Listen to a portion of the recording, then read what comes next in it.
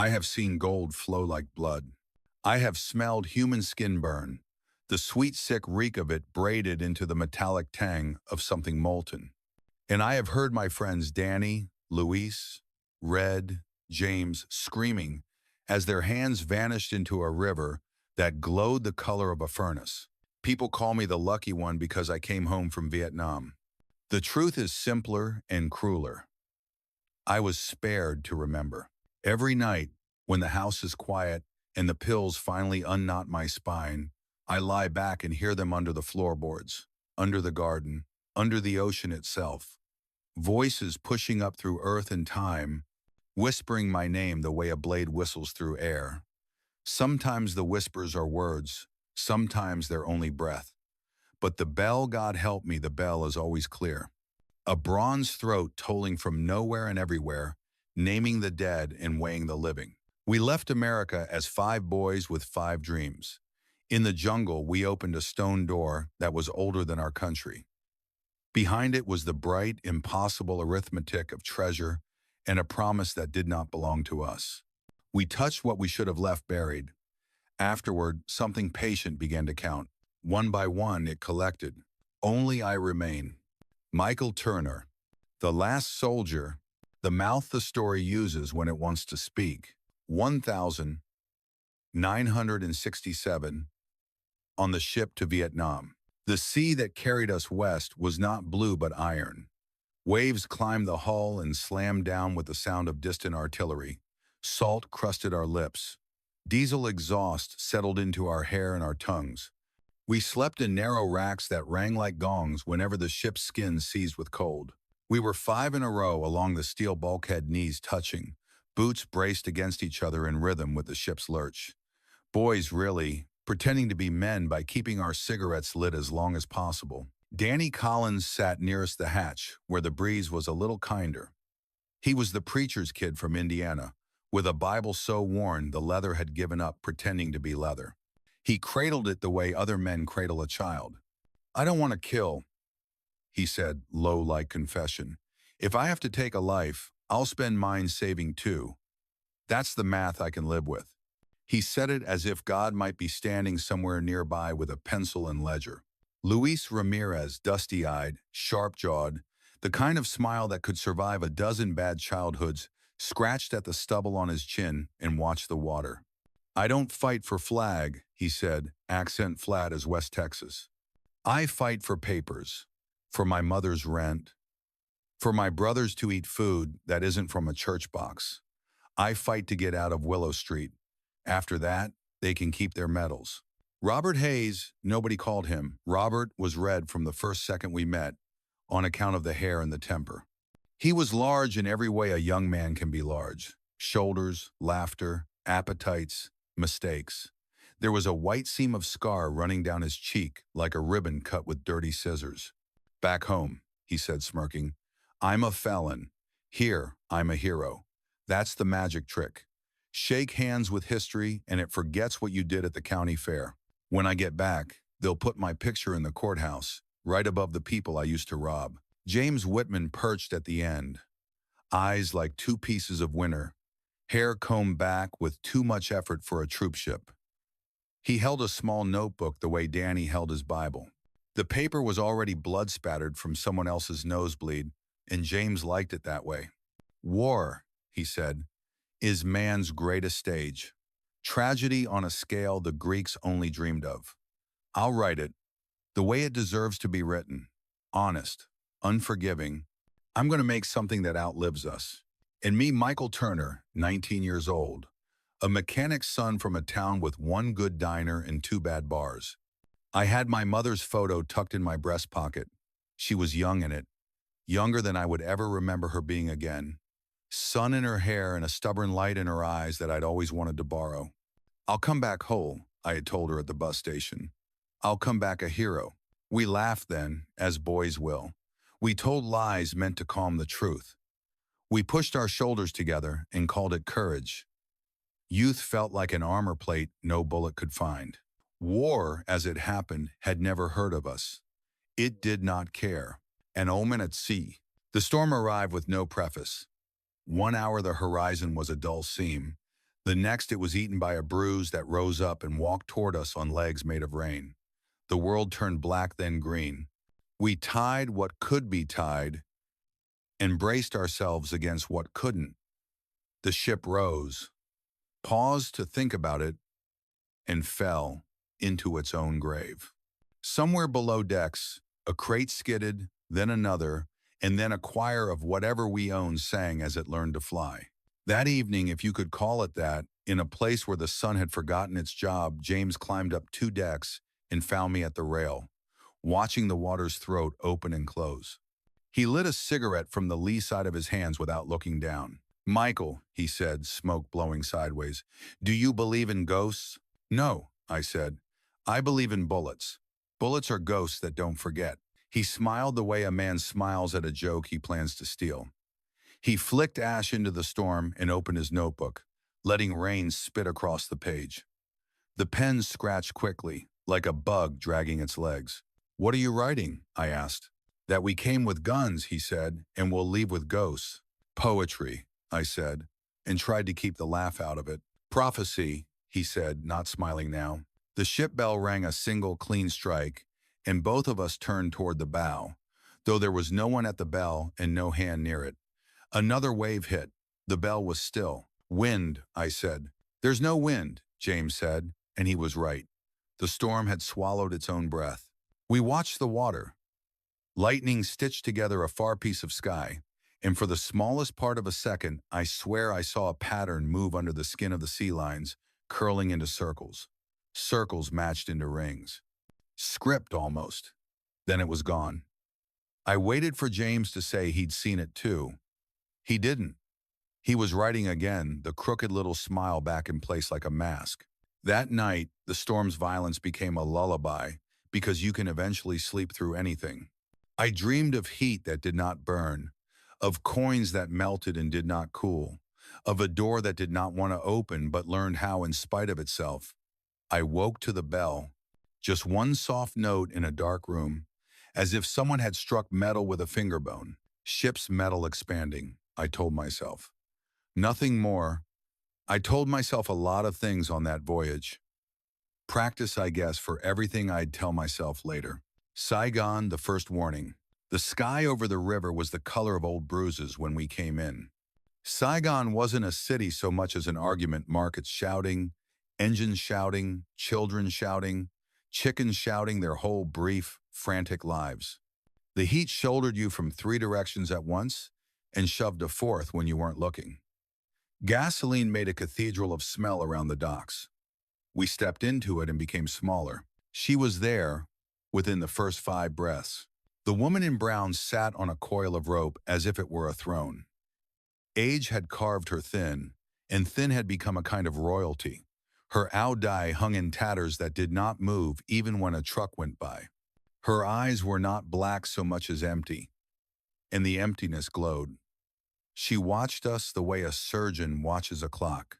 As we passed, she lifted her chin a fraction and spoke in broken English that nevertheless fit our ears like perfectly measured knives. "All gold," she said, voice a rusted hinge, "is blood." Red laughed and spat. "Crazy old bat." Danny went pale. His fingers found his Bible and did not leave. Luis's gaze dropped to the concrete. "My mother," he said, half to himself, "used to say, 'What isn't yours belongs to the devil.'" James stopped walking.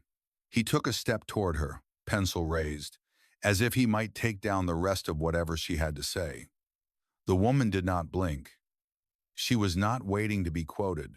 I felt something small and cold settle between my shoulder blades and stay there, a coin trapped under the skin.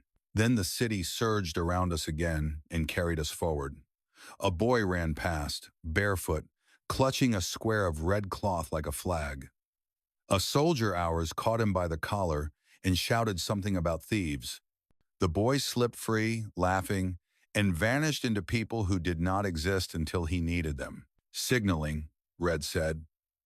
"They always are." "Not everything is a signal," Danny said. "Yes," James murmured, eyes busy. "It is." We were assigned to a transit camp beyond the warehouses. Tents were pitched in lines that had begun as straight and were now remembering they were not. The evening smelled like rain that did not plan to arrive. We ate something that was more idea than food and tried not to watch a dog studying our plates like a mathematician. Red produced warm beer and the kind of smile that wins men to bad ideas. He lifted the can like a communion cup. 5, he said. We go. We come back. Together, we come back. Danny nodded, hand on his Bible. God willing. Luis looked toward the fence line, where the city's lights blurred into a storm's first draft. For family, he whispered. James wrote without looking at us. 5 souls, he said, 1 exit. I raised my hand because it seemed necessary to make a shape in the air. Nobody gets left behind, I said. My voice sounded good, which is not the same thing as true. We drank, we coughed. Somebody laughed. The lantern flame found a seam of breeze and bent, hard, the way a man bends when he's deciding whether to fall. Later, after the laughing was done, I walked to the fence and looked back at the city. The river was a black string. A barge slid past without lights, or maybe it was a trick of the dark. Somewhere nearby, a small bell chimed twice.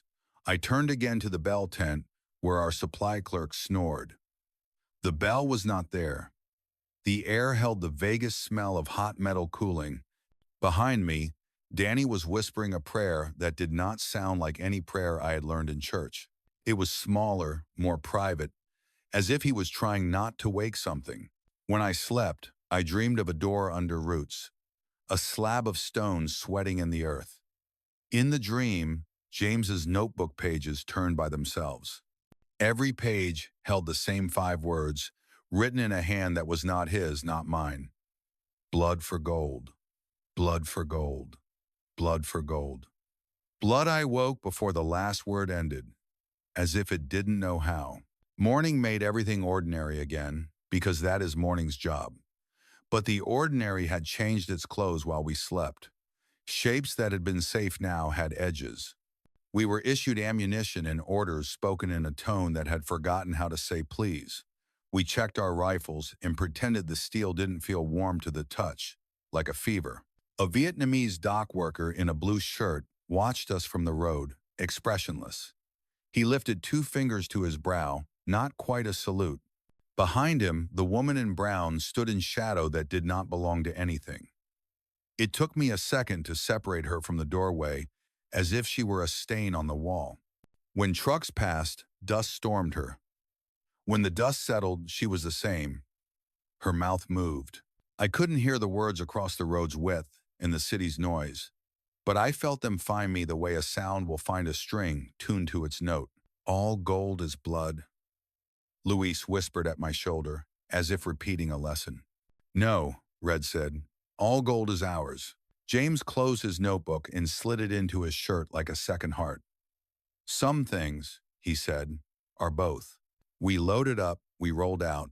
Saigon framed itself in the truck's mirror and kept watching us until the road curved and gave it an excuse to turn away. The first oath, we camped that night under trees that didn't trust us.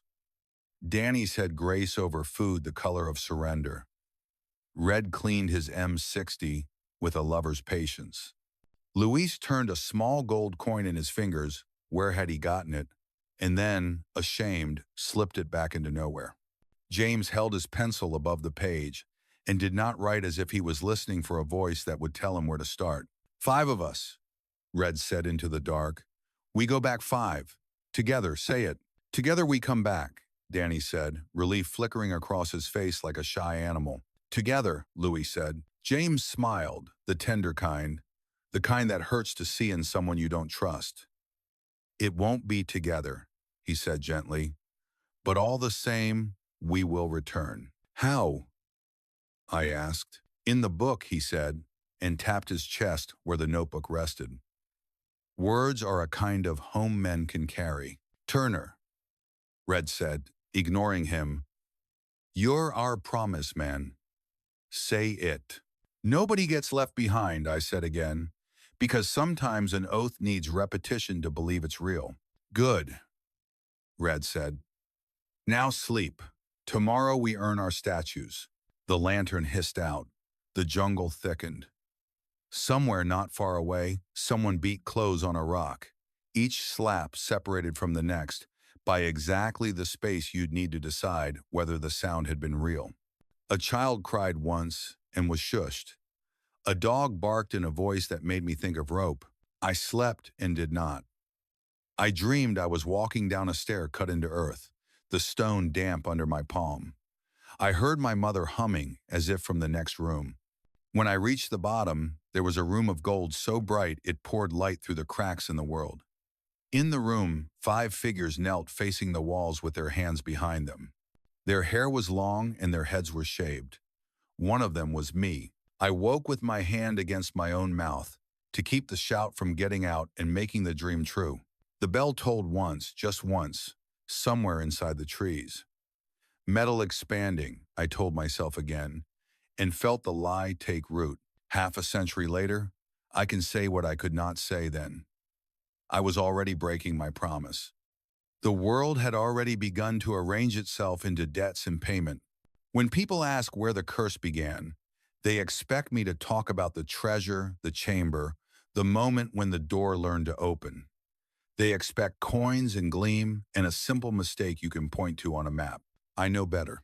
It began before that on a ship that rang with a bell no hand had struck, on a dock where a woman's eyes were 2 empty altars, beneath a fence where a boy ran laughing with a red square of cloth, under a lantern where 5 boys said together a word that would not hold. It began with a sentence no one wanted to understand. All gold is blood. And it led us, steady as a drumbeat, to a place where huts had become charcoal and a candle burned that no one had lit. To a village of ash. We'd been pushing through green for 3 days, green in our mouths, green under our nails, green in the folds of our clothes where sweat took root. Vines draped over us like veins, slick and pulsing. Leeches fastened themselves to our ankles with such devotion I almost admired them. Red swore and ripped them off by the handful, flinging them into the leaves with a wet snap. Luis prayed in Spanish, the kind of prayer that doesn't ask for anything out loud because it already knows the answer. Duh. Then the trees thinned, and the world changed temperature. We stepped into a clearing where a village had stood, and the first thing I noticed was not what I could see but what I couldn't hear. No chickens, no dogs, no flies. Silence so complete it felt like a lid pressed over the scene. The huts were ribs. Bamboo frames arched out of the ground, black and slick with soot. Roofs lay collapsed in ash-gray sheets. A tricycle lay on its side, melted into a shape that only remembered being a tricycle. A wooden doll had lost its face to heat and now stared with a blonde nothing. The soil itself was scarred the way skin is, after a bad burn, puckered, shiny in the wrong places. Someone had died here. More than someone. The air still remembered the scream. Jesus, Danny whispered, his Bible already in his hands. God have mercy on this place. Luis squatted and ran his fingertips across the dirt, then lifted them to his nose. Humo viejo. Red grinned in the way that made you want to move him further away from the world. Charlie lit it up, saved us the trouble. He walked forward as if touring a museum of other people's mistakes. We fanned out. Not because we expected survivors, nothing survives that kind of heat, but because soldiers look busy when they don't know what else to be. I stepped into what had been a doorway and found the print of a hand in soot, small, a child's perhaps. 4 fingers. No thumb. The thumb had been there. It had just smudged into the next century. I pressed my own palm beside it. Mine looked like a confession. At the far end of the square, where the street wanted to become a path again, a shrine stood untouched. The rest of the village had burned until it forgot its name, but the shrine's wood was whole, its paint unbubbled. 2 carved dragons curled along the roofline, mouths open mid-roar, teeth fine as needles and unharmed. Inside, a single candle burned. The wick stood too tall for the flame that rode it. The wax had not gathered at the base, but was instead smooth, like a thing just set. Incense sticks smoked in a holder, and the smoke rose in a spiral that disobeyed the lack of wind, climbing straight as if someone had told it how. She stood in front of it, watching us. The woman in brown, the same woman from the dock, or her twin cut from the same shadow. Her owl dye hung in tatters that did not move with the air. Her face was a map of hunger, cheekbones, sharp as instructions, skin parchment, thin, eyes empty, not black with color, black with distance. I felt the distance like a drop in a road I hadn't seen coming. Her lips moved. I couldn't hear the words. I knew I didn't want to. Danny's whisper was not a prayer this time. "Michael," he said. "She's signaling," Red said, and he had his rifle up because that's who Red was. A man who chose the simplest explanation if it let him point a gun. "She calls them, we bury her first." "Don't," I said, stepping forward without deciding to. "Red, wait." The shot cracked and clapped itself off the trees and came back to us in pieces. The woman jerked and folded as if her bones had been politely removed. We ran the way men run when they are trying to catch the moment before it knows it's happened. Red led because it mattered to him to arrive first. We reached the steps of the shrine, hearts punching the inside of our ribs, and found nothing. No body, no blood, no footprints embroidering the ash. Only the candle burning a fraction taller, if candles can do that, and the incense smoke, which now twisted into 5 narrow shapes like men kneeling. The shapes held for a count of 5, and then blurred as if embarrassed to be seen. James had the notebook out before anyone spoke. He wasn't writing, he was drawing. The shrine, the spiral, the 5 smokemen. His hand moved fast in small strokes, the way a man copies a relic he believes will be stolen. "Do you see it?" he breathed. "Form married to fate, the world telling its story without our consent." "You almost killed a woman," Danny said, voice trembling on one note. He wasn't saying it to James, but James answered anyway. "All mortalities are metaphors," he said, and then had the sense to flinch in Red's direction. Red shoved him with an open palm. "You get cute like that again, I'll make a metaphor out of your teeth." James steadied himself and smiled in a way that looked like grief wearing the wrong face. "And you'll prove every word of what I mean." We searched because searching is easier than thinking. We checked 3 cellars and a well. The cellars held heat that could not account for itself. In the well, the water was black with ash for the first 3 feet, and then clear below, as if the ash had learned to sit. Luis wrapped a cloth around a stick and held it over the water. It came back smelling like metal, not iron, something older. I did not look too long at the reflection of my face broken in the surface. "Radio check," I said finally, because we were still soldiers, and there are things soldiers do even when the world rewrites itself. The handset hissed in my palm and then cleared. "Falcon to anyone in the grid, solid copy," I said. The words felt like toys we'd borrowed. Static. Then a whisper. Not English. Not Vietnamese I'd ever heard. The syllables scraped like a door almost opening. "Say again," I said, adrenaline doing its job. "Identify." The voice was a woman's or a man's pitched through a throat that hadn't had water in a long time. It said, clearly, in English this time, "All gold is blood." The radio went dead. The needle on the signal meter rested exactly in the center of its arc, calm as a sleeping child. Danny saw my hand shaking and placed his own over it. His palm was warm and dry and as human as anything left to us. "We should go," he said simply. "Not yet," Red said. "Intel says this sector had VC caches. We're supposed to document, not run."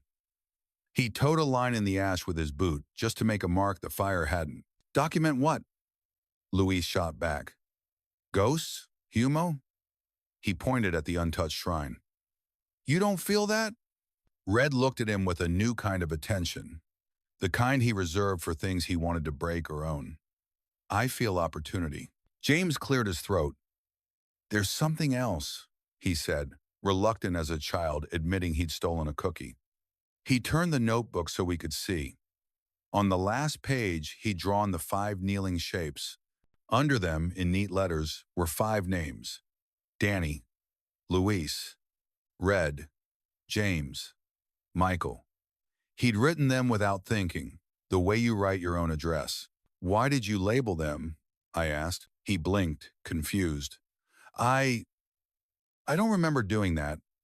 "You labeled them before you looked up," Luis said. "I was watching." James's face went pale enough to let the map of veins show. He ran a finger under my name as if testing whether it would lift off like a sticker. Beneath the English letters, small characters had appeared in a second hand, clean, straight, nothing like James's messy script. I did not recognize the language, but the shape of the letters reminded me of what we'd seen on the radio needle. Calm, precise, centered. "What is that?" Danny asked. "I don't know," James whispered. "I didn't write it." "You drew 5, Red said, all humor gone. "Not 4, not 6. James closed the book like a lid. "We took inventory we didn't need because inventory is a way to pretend you aren't standing in a miracle you don't believe in. Number of huts, number of cellars, number of wells, number of shrines, number of candles that burn when no one feeds them. I wrote the numbers with a pencil that wore down to a nub. Above us, the sky had the heavy look of rain it did not intend to deliver. At the western edge of the village, I found a line of bowls set on a charred shelf, untouched by the fire. 5 rice bowls. The rice inside was black, resin hard, as if cooked 3 times and then lacquered. A circle of ash around the shelf held a pattern, not drawn with a finger, imprinted by heat, tiny bells, over and over, in a chain that circled the bowls. I cupped my hands and blew toward them. The ash did not stir. "Guys," I called, and when they came, I wished I hadn't. "Offerings," Danny said. "Or warnings." "Inventory," Red said without amusement, and he wrote 5-inch graphite on his palm. We set camp at the edge of the square. We did not say why we stayed. Men like us don't need reasons when the truth is there and we can't face it. "It's safer in the open," I said, which was a joke the jungle didn't laugh at. The sun slid down behind trees the way a coin slides under a door you cannot open from your side. We built a small fire because flames make people feel like they have hands. The smoke climbed without moving sideways, too straight for wind we could feel. We ate, if you can call it that. Red told a story about a woman who'd kissed him the night before he shipped out. He made it funny enough that Luis laughed despite himself. Danny's half-smile lasted the length of 1 verse. James stared at the shrine as if it were a theater and the curtain had just gone up. After dinner, Red tossed a can across the square and hit the shelf of bowls by accident. The can clattered to the ground, bounced once, and spun to a stop. None of us moved. The bowls had not shifted. But a fine line had appeared in the ash circle, a notch like a clock marking a new hour. We watched as it continued to deepen, no breath, no hand, until it made a break in the chain of bells. "Wind?" Red said again, and even he heard how stupid that sounded. The bell tolled. Soft at first, polite, the way someone coughs to let you know a room is not empty. Then louder, deeper, as if the sound were descending stairs and getting closer.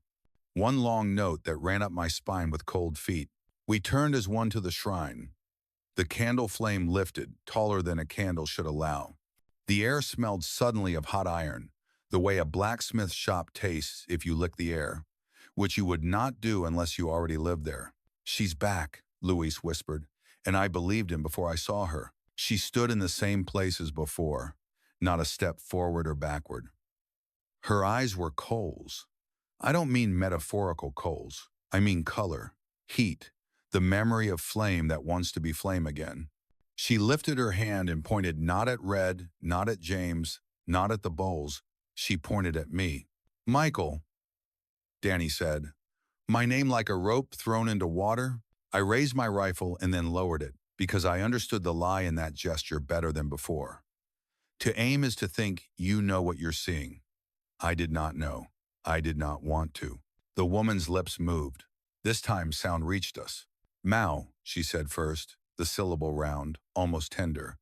Then in English, roughened by 1,000 broken C's, Blood for gold. The words did not leave her mouth as much as enter ours. I felt them click into place behind my teeth.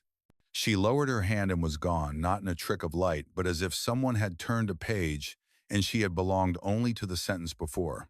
James had been writing by flame. His pencil skated across the paper, then lifted. He looked down and frowned. I didn't.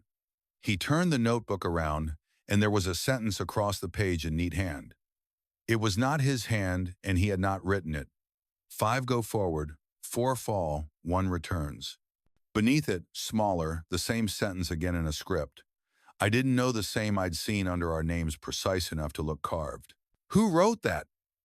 Luis asked. Voice gone thin with the effort not to shout. James shook his head once. He held the notebook away from him as if the heat had jumped from the candle into the page. It's my notebook, he said. It's not my book, Red snorted. We're exhausted. Our brains are soup. Tomorrow we move. That's what's real. You heard her, Danny said. You heard the words. I heard a woman with a grudge, Red said. This country is full of them. We didn't start this war, preacher. Danny's eyes flared with something I had not seen in him, something beyond fear. But you would finish this village, he said, and it was not a question. Enough, I said, because leadership sounded like that in training films. It did not sound like anything in me. We slept like men who don't want to be seen sleeping. I took first watch without being asked. The shrine stood in the corner of my vision, like a person who had chosen not to join our conversation. The candle did not burn down. The incense did not ash over. The bowls did not move until I blinked, and then one had turned its mouth a finger width toward me. Static whispered from the pack where I had stowed the radio. Then a child laughed a sound so quick and clean it sliced the night into before and after. I unzipped the pack and lifted the handset. Falcon copies, I said softly. Identify.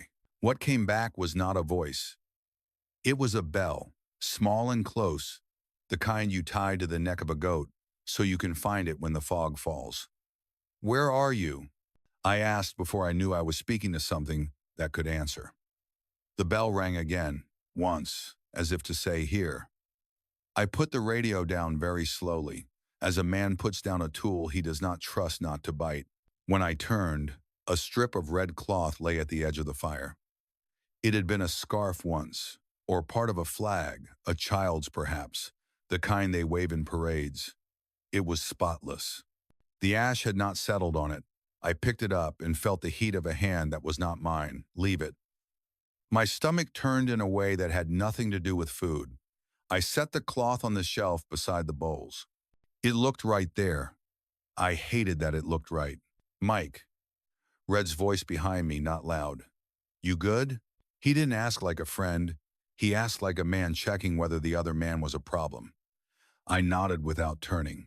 He stepped closer, saw the cloth, blinked once, and then snatched it. Souvenir, he said lightly, and tucked it into the webbing on his pack. Put it back, Danny said from the shadows. His tone matched the one he would use later for the coin. I hadn't seen yet, the coin that would belong to everything that had not happened yet and already had. Red laughed. You girls and your ghosts. He walked back to his sleeping spot and lay down.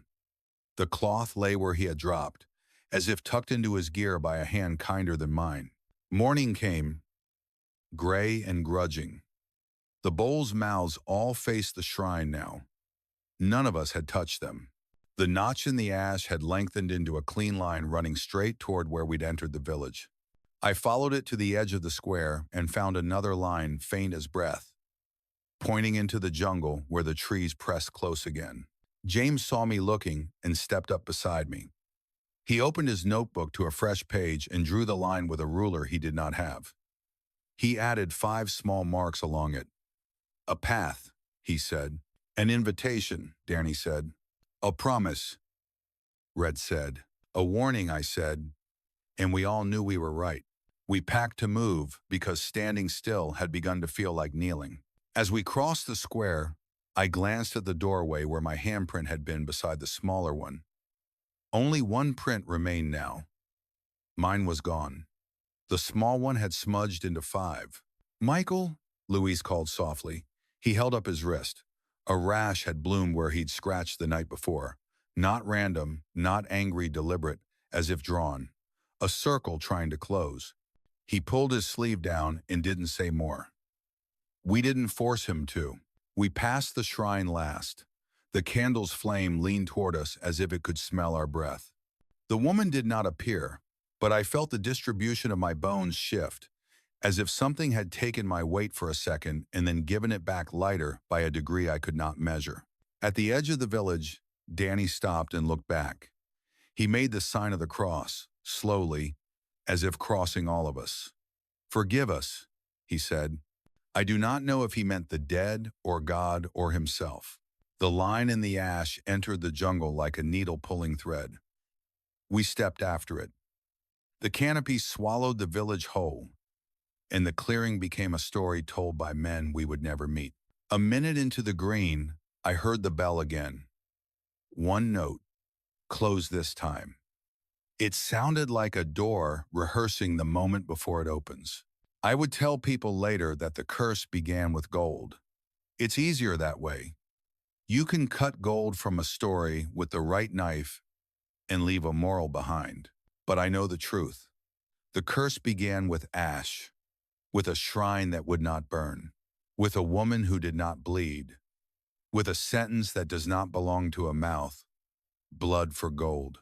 That sentence led us into the jungle, along a path that wasn't on any map, toward a stone face buried in roots, older than our country and less interested in being pleased. We followed because that is what men do when the world tells them no. We prove it can be yes. The jungle did not argue, it opened, and the earth showed us her due.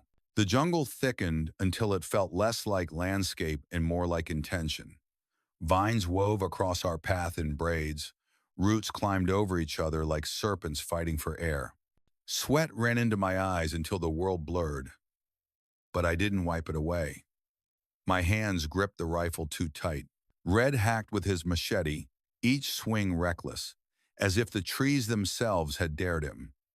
Luis followed behind, muttering prayers, his voice sharp with the rasp of exhaustion. Danny moved slower than the rest, Bible clutched at his chest, lips moving with psalms too quiet to protect anyone. James scribbled even while walking, pencil etching on damp paper, hand trembling as though something unseen guided it. And me, I walked with ears wide open. The jungle speaks when it wants you dead, but that morning it was too quiet. No insects, no monkeys, no birds. That's when the air shifted. Cooler, heavier, a smell of wet stone and old iron, the taste of caves. We broke through a curtain of vines, and there it was. The door. It leaned against the earth like the lid of a coffin too large for the ground to contain. Stone, taller than any of us, twice as wide as Red's outstretched arms. Roots coiled over it like chains, vines clinging as if afraid of what slept inside. Carved across its face were symbols, not letters, not art. They writhed under the eye, shapes too sharp and too precise, as though made to wound the mind that dared to read them. Bells, circles, claws, mouths. They crawled when you stared too long. At the center, larger and deeper, a phrase, "Disturb not the kings of the earth, lest your blood weigh their gold." The words weren't English, yet I heard them that way, each syllable clear in my skull, like someone had whispered directly into bone. Luis crossed himself, mumbling in Spanish. Danny staggered back, eyes wide. "Michael, this is evil." James scribbled furiously, mouth hanging open. "Magnificent, a civilization buried alive, an epitaph written in stone." Red spat into the dirt. "It's a rock. Rocks don't talk. Rocks don't kill. But they hide things worth stealing." And before anyone could stop him, he jammed his knife into the seam. The door groaned. Not stone on steel, but something alive. Something in pain. A hiss escaped from the crack air, trapped for centuries. It poured into our lungs like poison, thick with rot, stinging our eyes. Danny doubled over, retching. Luis gagged and wiped his mouth. The jungle froze. Even the leaves stopped trembling. "Do you hear that?" I whispered. "What?" Red asked, shoving harder. The silence. Then bong.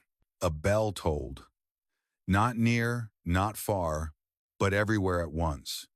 A single deep note. It vibrated in my teeth, in my bones. Danny cried out, clutching his ears. James dropped to his knees, writing, his pen tearing the paper in frenzy. Louise pressed his face into his hands, muttering prayers through sobs. Red grinned, scar stretching. "That's no curse. That's a welcome." With one last shove, the stone shifted wide enough for a man to slip through. Darkness stared back, waiting. The crack yawned wide, coughing out centuries of dust. Our flashlights stabbed into the dark, but the beams dissolved almost instantly, like water poured into oil. Red slung his M60 and laughed. "Well, gentlemen, we either get rich or we prove ghosts don't exist. Either way, we win." Danny clutched his Bible. "Red, don't. This isn't a place for us." James's hands shook as he scribbled. "History doesn't ask permission. It demands witnesses." Luis grabbed my sleeve. His eyes were wide, sweat pouring down his temple. "Michael, mi madre used to say, no caves, no tombs. Bad spirits live where the sun never comes. We should go." I should have listened to him. God help me, I didn't. Red ducked through the opening. The darkness swallowed him. His laugh echoed back, stretched too long, like someone else was laughing with him. We followed. Because in war, men follow even when the path leads into hell. The descent, the stairway was carved straight into stone, slick with moisture. The steps crumbled under our boots, worn by centuries of feet that were no longer alive. The air was colder than anything I'd felt in the jungle. My breath fogged white. Every inhale tasted of iron, like breathing rust. We went down 30 steps, 40. Our flashlights picked out carvings along the walls. Figures etched deep into rock. Men kneeling, heads bowed, arms chained behind their backs. Their eyes had been gouged out, holes drilled into stone, and their mouths carved wide open. Danny's voice broke the silence. "Sacrifices." "They carved their pain." "No," Luis whispered. "Prisoners. Look. See the chains." James traced the lines with trembling fingers. "It's more than art. It's testimony. Every wall a confession." The wall under my palm was warm. Not damp, not humid warm, like skin. I jerked my hand back, heart hammering. The stone pulsed, faint but steady, like a vein beneath flesh. Halfway down, the bell tolled. One long, deep note. The stair vibrated under our boots. The walls seemed to breathe. Danny cried out, "You hear it? Oh God, you hear it?" Red snarled. "It's wind in the crack. Don't be weak." But there was no wind. The chamber, at the bottom, the stairs spat us into a cavern, so vast our flashlights could not find the walls. The floor was polished stone, smooth as glass. Our boots slipped as if we were walking on frozen blood. And then we saw it. Gold. Coins scattered like autumn leaves. Bars stacked like bricks. Masks with jeweled eyes leering from the shadows. Statues with faces worn away but hands still clutching weapons tipped with ruby. It was enough to buy a country. Enough to drown the war above us in silence. Red stepped forward, breath ragged. "Oh my God. Boys were kings now."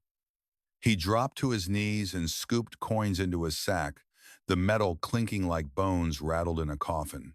Luis trembled, eyes darting, lips moving fast in Spanish. "We shouldn't. This isn't for us." Yet even he bent down, fingers brushing a necklace. He stared at it as though it were a question he couldn't answer. Danny clutched his Bible tighter. "This is temptation. God help us." James laughed a thin, fevered laugh. His pencil flew across the paper. "The greatest story of man, sin, treasure, death, it's perfect. We are living myth. I stood still. My skin crawled. My instincts screamed to run.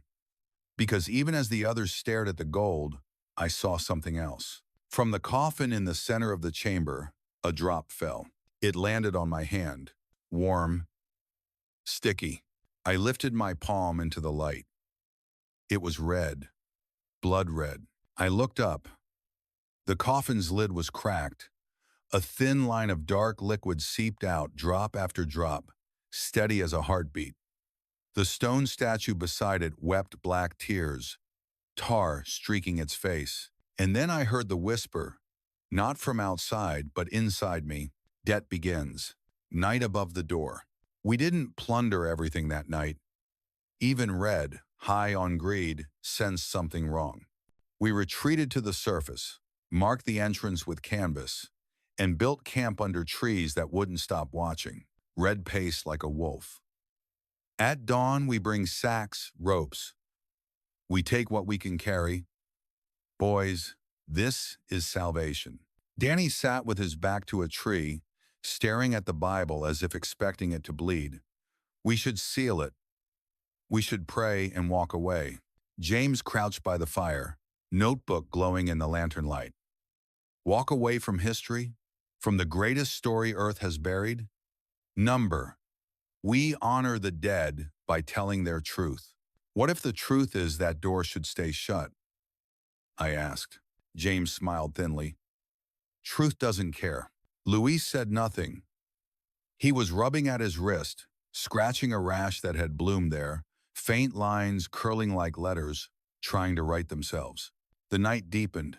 The fire hissed. The jungle made no sound. And then bong, the bell tolled. Not far, not near.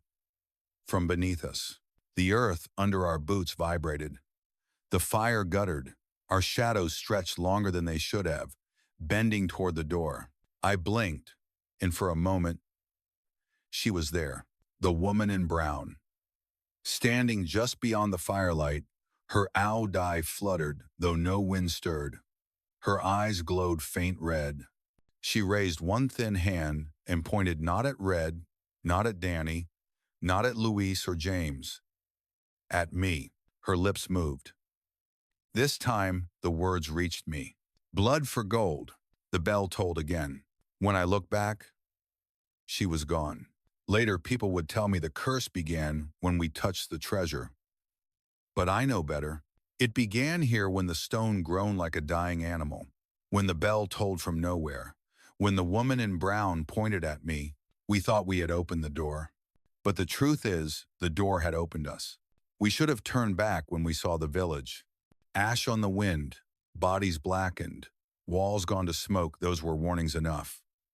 But Red's eyes had already caught the glint beneath the rubble. Gold. It spilled like sunlight trapped underground, shining through the cracks of a stone slab that had no business being in a Vietnamese jungle. The slab. It was buried beneath roots thicker than my torso, bound in vines that bled when we cut them. The stone was black, veined with something that shimmered when light touched it. A seam ran down its middle, carved too straight, too perfect to be natural. James crouched beside it, notebook trembling in his hands. It's a door, he whispered, his voice both terrified and hungry. A tomb, Danny corrected, clutching his Bible like a shield. His face had gone pale. And tombs stay closed. Red laughed, a sound too loud for the hush that surrounded us. Tombs are for the dead. We're alive. Which means whatever's inside is ours. Luis shook his head, sweat pouring down his face. No, hermano, this is not for us. My abuela said you touch what isn't yours, it curses you. Red spat on the stone. I'll take curses over poverty. The first signs. The moment we cleared the last vine, the jungle changed. The cicadas stopped. The air grew heavy, thick, as if every leaf was holding its breath. The smoke from the burned village seemed to curl back toward us, wrapping around our boots. Billy God, poor Billy shifted nervously, his rifle clattering against his chest. Something's wrong, he whispered. Feels like the air's watching. I felt it too. But Red's hands were already on the seam, his veins standing out as he tried to pry it open. The seam glowed faint red, just a flicker, like an ember buried in ash. We all froze. Then came the sound. Bong, a bell, low, deep. From below, Danny dropped to his knees, muttering prayers. Luis backed away, crossing himself. James scribbled, his eyes alight. Red grinned. Music to my ears. The opening, we dug. God help us, we dug. With knives, with rifle butts, with bare hands. The earth resisted, roots fighting us like fingers clutching the grave. But greed is stronger than fear. Hours later, with the sun dying behind the canopy, we pried the slab loose. It moved with a groan that shook the trees. Air hissed out air that had been trapped for centuries, heavy with rot and incense. It smelled of burned flesh and melted gold. And then we saw it. A staircase. Carved stone slick with centuries of damp. It descended into blackness. Red whooped, grabbing a flashlight. Jackpot. Danny grabbed his arm. Don't. This is evil. Red shoved him back. Evil's just gold you haven't pocketed yet. The tomb. The staircase led us into a chamber that shouldn't have existed. Gold. Mountains of it. Coins spilling across the floor. Bars stacked like bricks. Crowns and masks scattered like discarded toys. The beam of our flashlights made the walls gleam until we were half blind. But that wasn't all. At the center of the chamber lay a coffin carved from black stone, its lid engraved with faces, kings, warriors, priests, all with their eyes gouged out. Black tears streaked their cheeks. At its head stood a statue, a woman in flowing robes, her hands folded, her face veiled, carved from the same stone, but her eyes weren't gouged. They were open, inlaid with gold, staring directly at us. Billy whimpered. We shouldn't be here. Danny's voice shook. This is wrong. This is hell. But Red stepped forward, grinning, coins crunching under his boots. He scooped up a handful, let them run through his fingers. Boys, he said, we just found our way home. The first curse, the bell tolled again. Louder, closer. The coins in Red's hand rang like tiny bells, each note sharp and mocking. He froze, staring at them. Luis swore in Spanish, backing toward the stairs. It's cursed! Don't you hear it? James scribbled furiously, his face pale with awe. No, this is history. This is immortality. This is a story written in blood and gold. Billy's eyes rolled back. He clutched his head, whispering words none of us understood. His body shook, and then the coffin lid shifted. Only an inch, but enough. Air hissed out again. Cold, wet, heavy. The faces on the lid seemed to move, mouths opening wider. The statue's golden eyes gleamed. Danny screamed scripture, falling to his knees. Luis bolted up the stairs, shouting for God.